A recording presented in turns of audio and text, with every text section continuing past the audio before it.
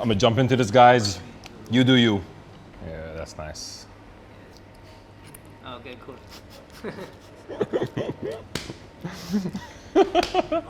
I won't change word. Here we are, guys, in possibly the most misunderstood town in Malta, Ħamrun. On today's episode of Lovin Streats, we're about to hit the streets, meet the people, eat the food, and find out what makes Ħamrun. Ħamrun, now they've been killing it lately when it comes to things like sports. I know they've been killing it when it comes to things like food. I'm excited to find out if it really is what they say it is online.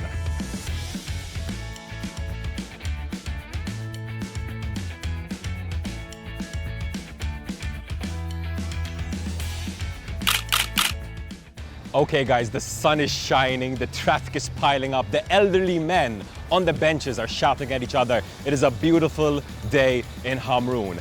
I'm smack dab in the heart of this beautiful town to try a staple of the community, an icon of Ħamrun food. You know what I'm talking about, Ħamrun kiosk.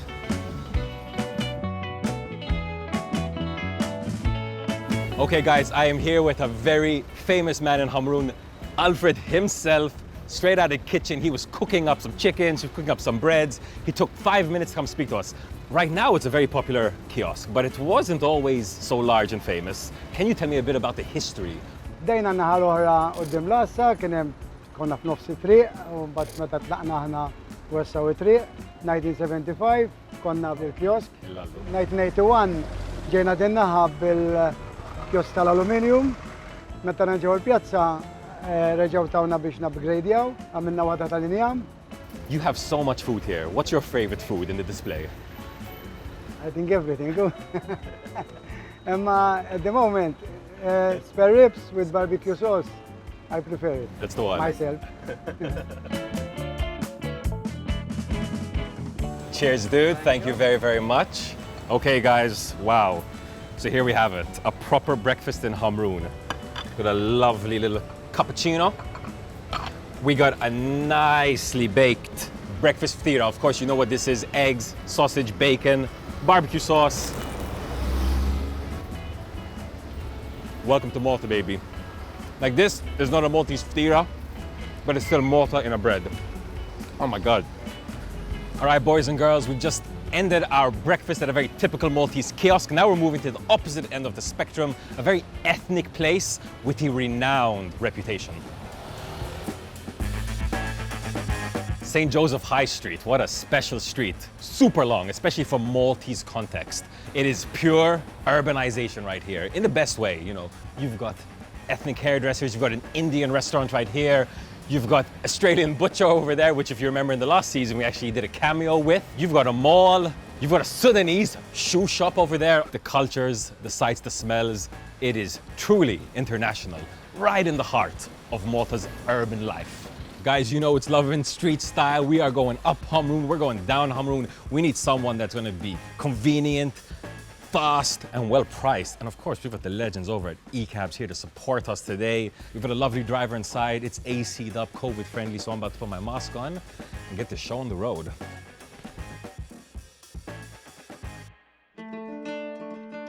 So why is Ħamrun called Ħamrun? Now there's a bit of debate about the origins of the name. Back in the 1800s, this place was just called the village of St. Joseph because there was a church of St. Joseph up the road and all the houses were congregated around it. But as the village grew, it became a town and more people started moving here. It became known as Ħamrun. Now one of the main theories behind the name is that there was actually a family that lived here whose nickname was Tal Ħamrun. And over time, it became more known as Ħamrun until the government officially stepped in 1888 and said, guys, forget St. Joseph, this is all about Ħamrun.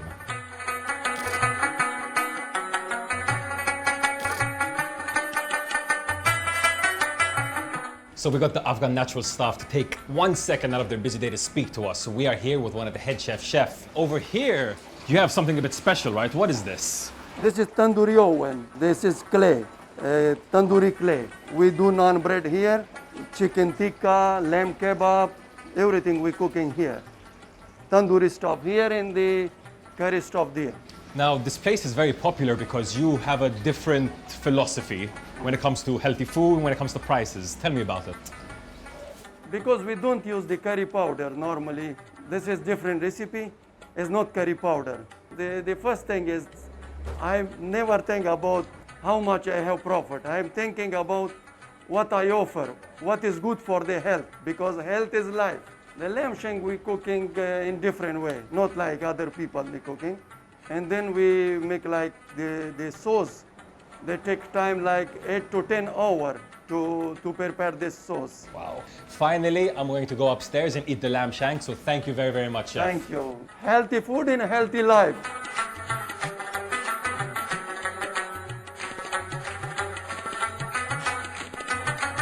I've got natural thyme. As you can see, I've got this delicious lamb shank that looks like it's about to fall off the bone. I've got my heart-shaped naan bread. It looks juicy as hell right now. I'm not gonna lie, the sauce looks thick. It's a thick boy sauce, that is for sure. I've done enough of talking. It's time to see if this really does fall off the bone and melt in the mouth. Wow. All right, this is a big boy lamb shank. Welcome to Homeroom, baby. Wow. Holy cow. Okay. Very herby. Very light gravy. Strong flavor, but light. It's not this thick gravy as I was expecting. This meat is so tender. It's literally falling off the bone. I barely have to bite into it and it just rips part of my mouth. Wow. Yo, it is hilarious. These drivers, the drivers down there looking at me like, what in God's sweet name is that man doing on a balcony eating a lamb shank? It don't matter none. I'm enjoying myself. I got some of my love heart naan bread. I'm about to dip into this sauce. Oh, baby, baby.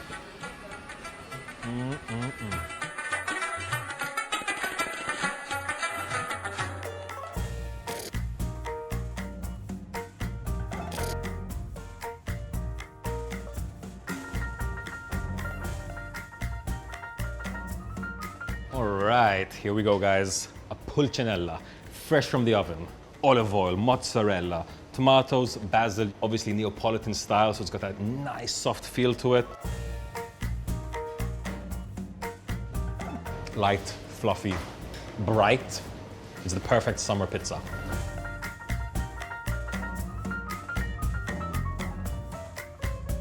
The guys over here have just whipped up this glorious looking carbonara, as you can see, authentic, real.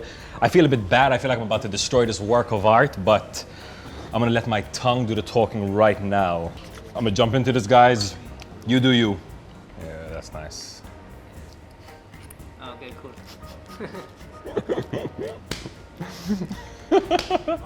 I won't change word. So we got the chefs over there, very talented chefs. They're loving what we're doing here on Lovin Streats. Next episode, we're gonna have a new assistant. We've got a new guy to help us out. Okay. I'm coming.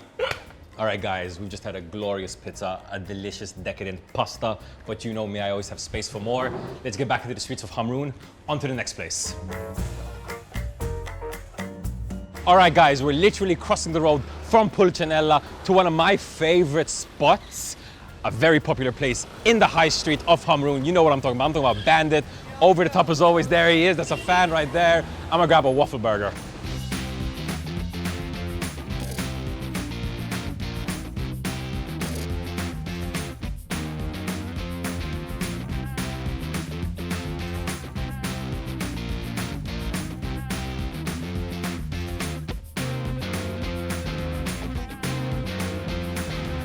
There really is only one way to follow up a creamy carbonara and a delicious light pizza, and that is obviously with a waffle burger. Now, we're here at Bandit, who have a reputation for being over the top. And as you can see right in front of me, they are not lying. I mean, their slogan literally is no carbs, no glory, and I totally agree with that. So as you can see, I've got this ridiculous waffle burger. We've got 2 waffles, sugary sweetness, 2 patties, a lot of bacon, a lot of cheese. I mean, this is Ḥamrun. If you did not know, now you know. They do things big here in Ḥamrun. And I am not complaining about that at all. So obviously, sweet, savory, this is the best of both worlds. Wow. Oh my God, this is like 4 meals in one. Breakfast, lunch, and dinner, baby. Oh my God, Ḥamrun does not mess around.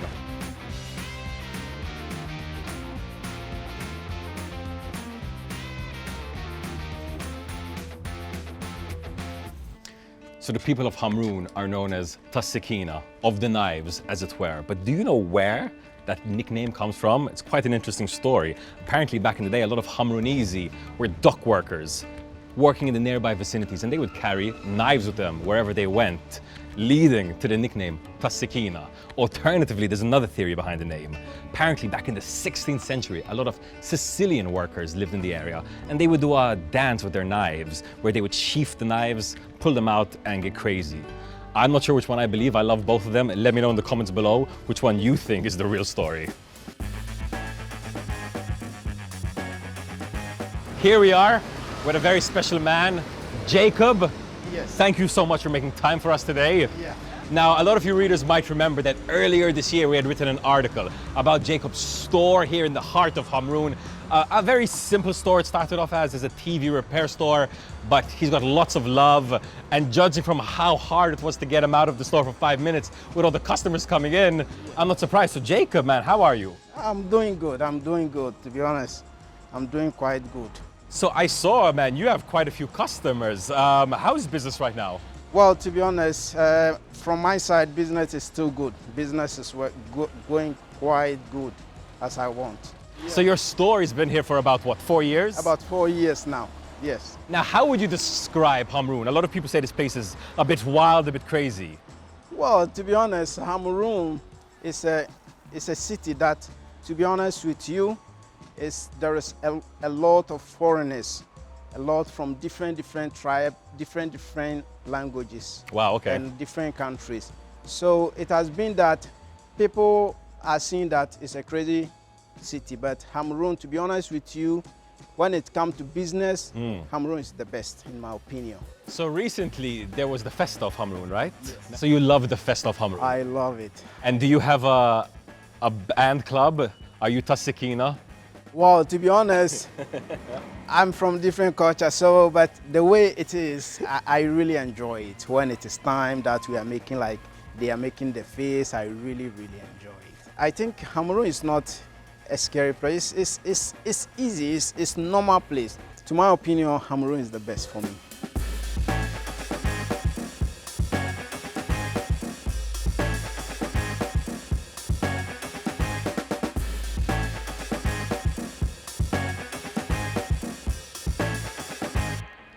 This chapel right here is the oldest chapel in Ħamrun, built in 1630 on the oldest hill in Ħamrun. This is the Lady of Antiochia Chapel, or locally known as the Madonna ta' Samra Chapel. Now, what's really cool, apart from the fact that it's old and built on a hill, is that this was actually used in the French blockade between 1798 and 1800. The local Ħamrunisi, true to their style, had even built a bit of a bastion here as things heated up.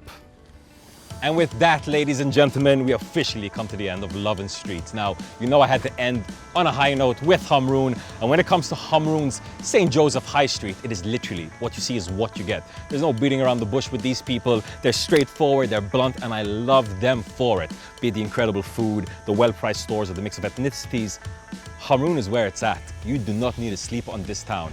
For me, the name is obvious. I have to call this the dark horse. They're winning when it comes to sports, and it seems like they're winning when it comes to life. From myself and the whole Lovin Streats team, I have to say it has been an honor and a pleasure taking you on a tour of some of the hidden gems and great streets on the island.